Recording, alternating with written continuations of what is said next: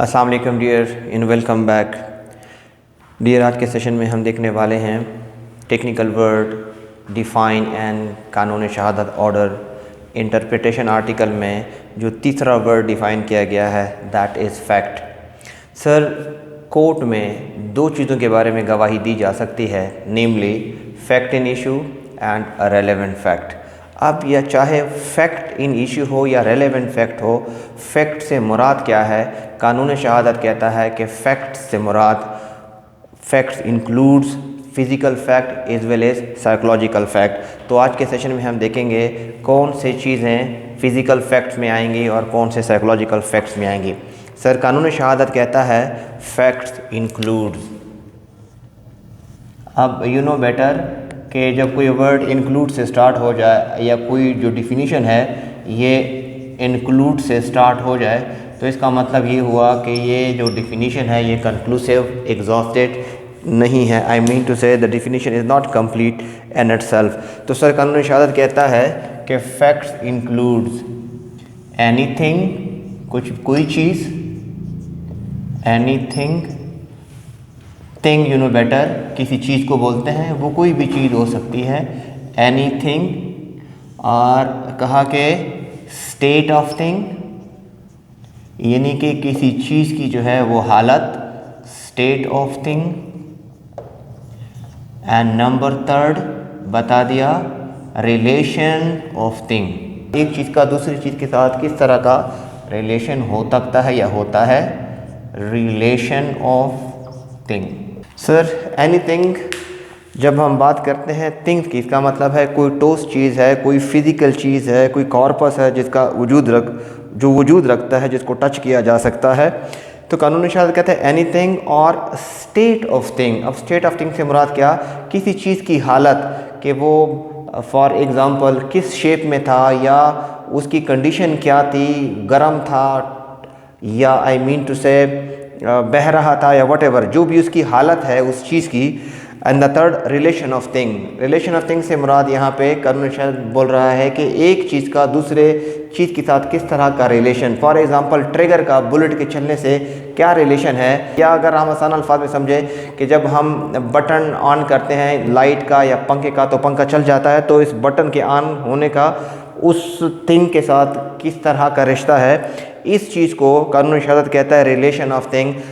लेकिन कानून शहादत ये भी बोल रहा है anything, state of thing, relation of thing which can be perceived. Standard रख दिया गया कि कब हम बोलेंगे ये थिंग है या स्टेट ऑफ थिंग है या रिलेशन ऑफ थिंग, एक चीज़ का दूसरी चीज़ के साथ ताल्लुक है या नहीं है।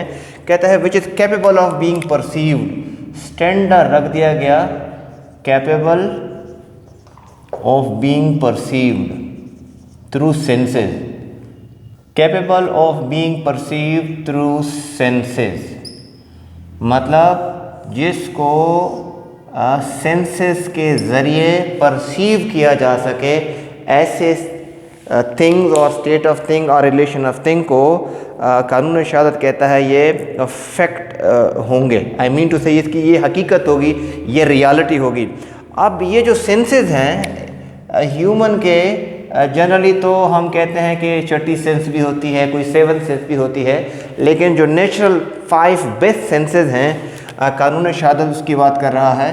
तो हमारे पास जो सेंसेस हैं जिसके ज़रिए हम किसी चीज़ को परसीव करते हैं that is 5 in nature. Number 1 seeing, you know better, कि जब हम कोई चीज़ देखते हैं आंखों से तो हम उस सेंस को क्या बोलते हैं, हमारे देखने की हिस्स है, देखने की सलाहियत है। तो जब हम किसी चीज़ को देखते हैं, किस चीज़ को हम देख सकते हैं, जो ठोस हो, जिसकी कोई आई मीन टू से जिसका कोई कॉर्पस हो, जिसका कोई वजूद हो, फिजिकल एग्जिस्टेंस हो, तो उस चीज़ को देखा जा सकता है। It's mean that cheese exist करती है, दैट इज़ फैक्ट। सेकेंड चीज़, जब हम किसी चीज़ को सुनते हैं कानों से, तो ये जो हिस्स है हेयरिंग की, कानून शहादत के मुताबिक ये भी हकीकत है कि जब कोई आवाज़ होती है, कोई साउंड को हम सुनते हैं समात के ज़रिए, खानों के ज़रिए, तो डेफिनेटली वो एग्जिस्ट करती है, रियलिटी है, दैट्स वाई हम उसको सुनते हैं। तो ये भी एक फैक्ट हो गया। तीसरा फैक्ट, जब हम किसी बू को चाहे वो अच्छी हो, खुशबू है या बदबू है, उसको जब हम नाक के ज़रिए स्मेल करते हैं तो स्मेलिंग भी क्या है, स्मेलिंग भी एक हिस्स है जिसके ज़रिए हम ये देखते हैं, ये परसीव करते हैं कि ये जो बू है, ये जो स्मेल है, ये अच्छी है या बुरी है। इवन देन जब हम कोई चीज़ टेस्ट करते हैं, ज़बान के ज़रिए हमें पता चल जाता है कि ये स्पाइसी है, ये मीठी है, ये तुर्श है, एक्सेट्रा। तो ये जो ज़बान के ज़रिए हम किसी चीज़ को परसीव करते हैं कि इसमें मिर्च ज़्यादा है, इसमें नमक ज़्यादा है, या इसमें इन अदर वर्ड शुगर ज़्यादा है, तो ये भी हमें एक हकीकत, आई मीन टू से कानून शहादत इसको भी हकीकत मानता है। Fifth one is when we touch something, कोई चीज़ को जब हम टच करते हैं, ज़ाहिर बात है हम किसी चीज़ को फील करते हैं कि ये चीज़ गर्म है या ये चीज़ ठंडी है। इसको भी कानून शहादत बोलता है कि टचिंग जो है उसके ज़रिए भी अगर हमें पता चल जाता है कि स्टेटस ऑफ थिंग क्या है, गर्म है, ठंडा है, एक्सेट्रा, तो ये भी क्या होगा, ये भी कानून शहादत के मुताबिक फैक्ट है। और कानून शहादत ऐसे फैक्ट को कि विच can be perceive through senses, इसको फिज़िकल फैक्ट का नाम देता है। अब फिज़िकल फैक्ट से मुराद ऐसे फैक्ट जो फिज़िकली एग्जिस्ट करते हैं, राइट, जिसको टच किया जा सकता है, जिसको सुना जा सकता है, जिसको देखा जा सकता है, जिसको टेस्ट किया जा सकता है, एक्सेट्रा। ऐसे फैक्ट को कानून शहादत फिज़िकल फैक्ट्स का नाम देता है। सर, जब हम फिज़िकल फैक्ट्स के स्टैंडर्ड की बात करेंगे, कब ये प्रूव होंगे या किस तरह ये प्रूव होंगे कि ये चीज़ एग्जिस्ट करती है या नहीं करती, तो फिज़िकल फैक्ट के बारे में दो स्टैंडर्ड रखे गए हैं। हम इसको डायरेक्ट एविडेंस से भी प्रूव कर सकते हैं और इनडायरेक्ट एविडेंसेस से। डायरेक्ट एविडेंस से भी इसको प्रूव किया जा सकता है और इनडायरेक्ट एविडेंसेस, इसको हम डायरेक्ट एविडेंस से भी प्रूव कर सकते हैं। मतलब जिस शख्स ने खुद देखा, जिसने खुद सुना, जिसने खुद स्मेल किया, एक्सेट्रा, वो जो शख्स होगा वो जब अदालत में आके कहेगा कि मैंने देखा, ऐसे एविडेंस को ओरल एविडेंस बोला जाएगा और ये डायरेक्ट एविडेंस काउंट होगा। फिजिकल फैक्ट को हम इनडायरेक्ट एविडेंस से भी प्रूव कर सकते हैं, आई मीन टू से सरकमस्टेंशियल एविडेंस है। सर, जो सेकेंड कैटेगरी कानून शहादत बताता है फैक्ट की, that is a mental condition of which any person is conscious.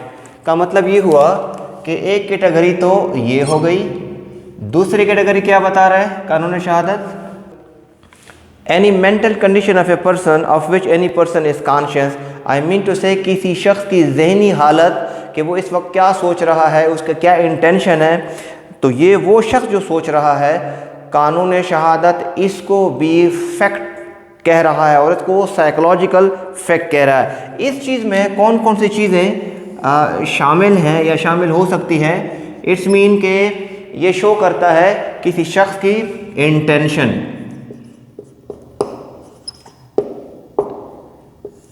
चाहे उसका इंटेंशन गुड है या बैड है, इंटेंशन है या नहीं है, मेंजरिया है या नहीं है, कोई चीज़ एक्सीडेंटली हुई है या उसको प्लान करके किया गया है, किसी शख्स को उसके काम करने का जो उसने किया है उसको नॉलेज भी था या नॉलेज नहीं था, कोई चीज़ गुड फेथ में की गई है या बैड फेथ में की गई है, ये तो सिर्फ़ और सिर्फ उस शख्स को पता है कि जो जिसके जहन में वो चीज़ चल रही है, थर्ड पार्टी इसको मालूम नहीं कर सकती। ये सरकमस्टांसेस के ज़रिए परसीव किया जा सकता है, डिडक्ट किया जा सकता है कि ऐसा करने से इसका ये मकसद था।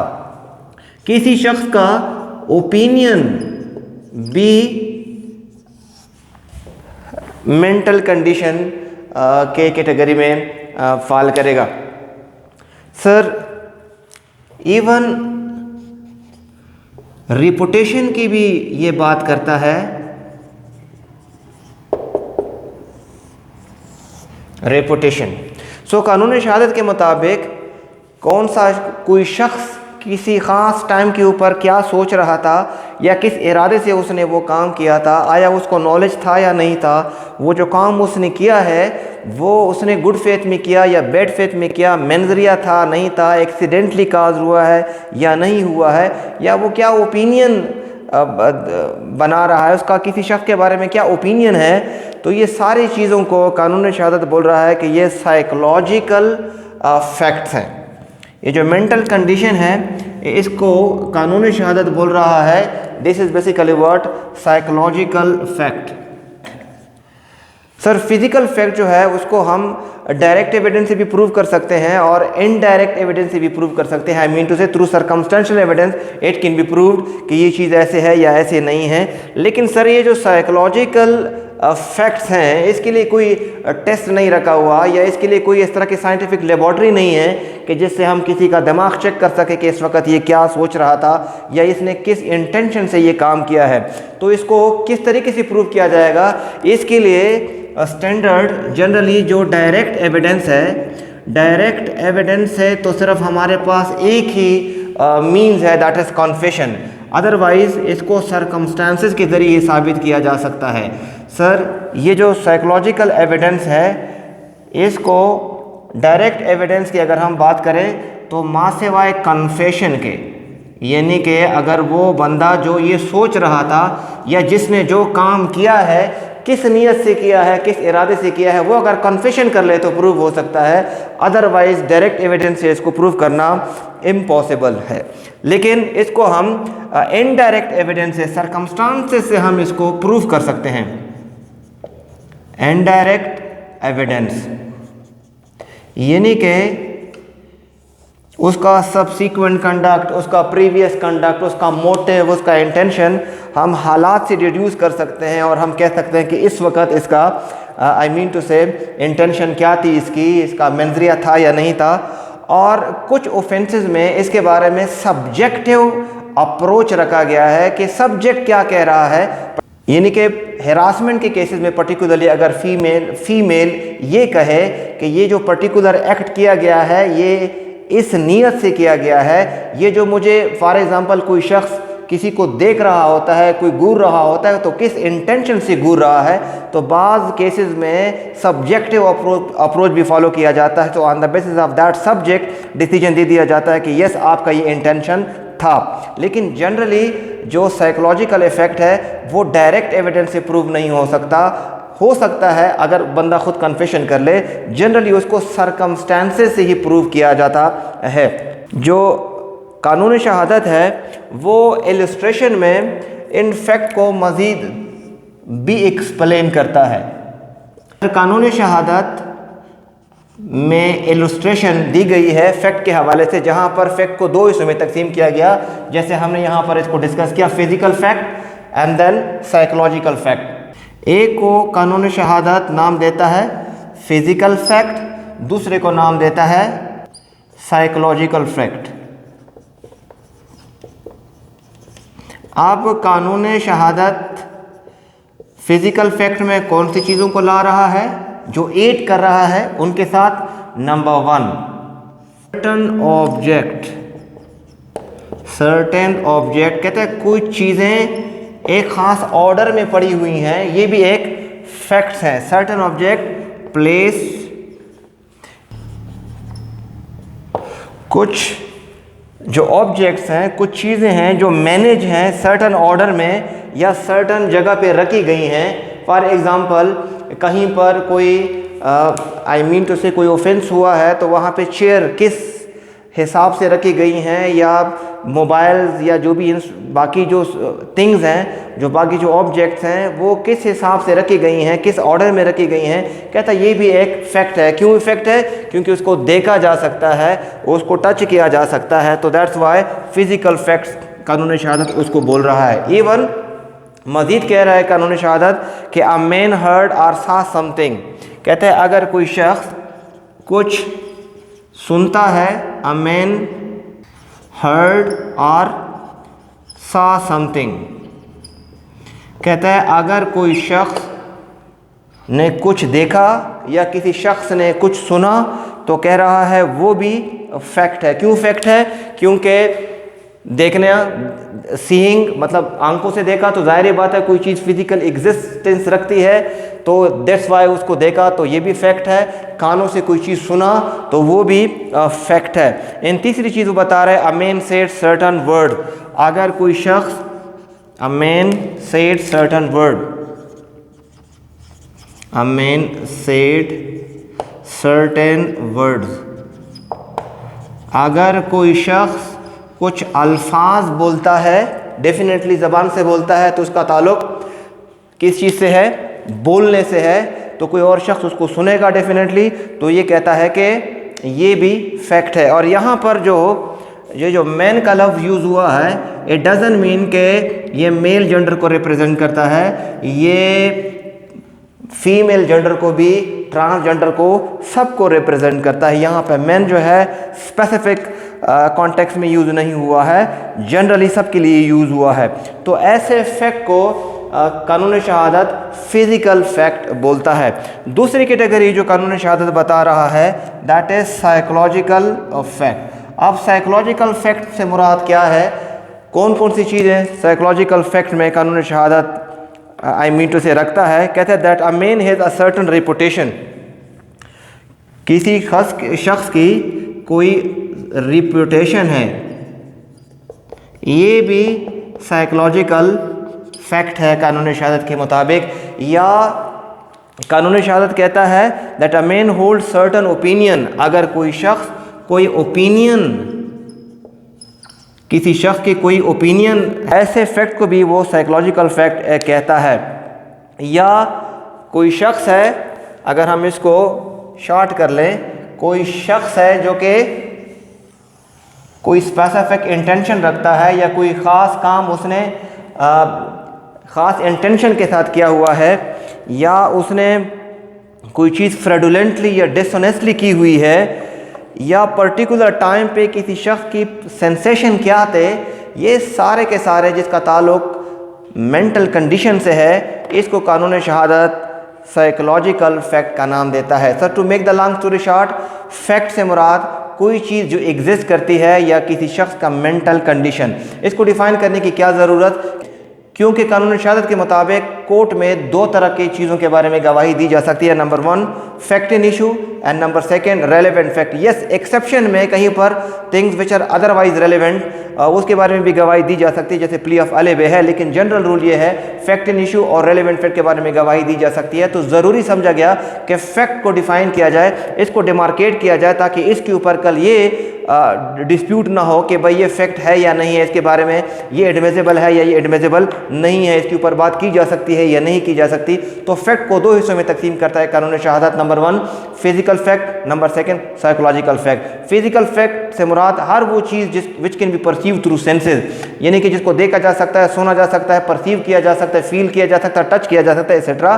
और जो साइकोलॉजिकल फैक्ट है वो कानूनी शहादत कहता है mental condition of a man, किसी शख्स की मेंटल कंडीशन क्या है, मतलब उस वक़्त जिसने ये काम किया था उस वक़्त उसकी जहनी कैफियत क्या थी, आया उसने किस इंटेंशन से काम किया, क्या मेंजरिया इन्वॉल्व था या नहीं था, उस काम का इंटेंशन था या नहीं था, गुड फेथ में किया, बैड फेथ में किया, या किसी शख्स की जो रिपुटेशन है या किसी शख्स का जो ओपिनियन है, इन सारी चीज़ों को कानून शहादत साइकोलॉजिकल फैक्ट में लाता है। सर, अब तक के लिए इतना ही। मज़ीद मालूमात के लिए please read the book the खुदाई पामान।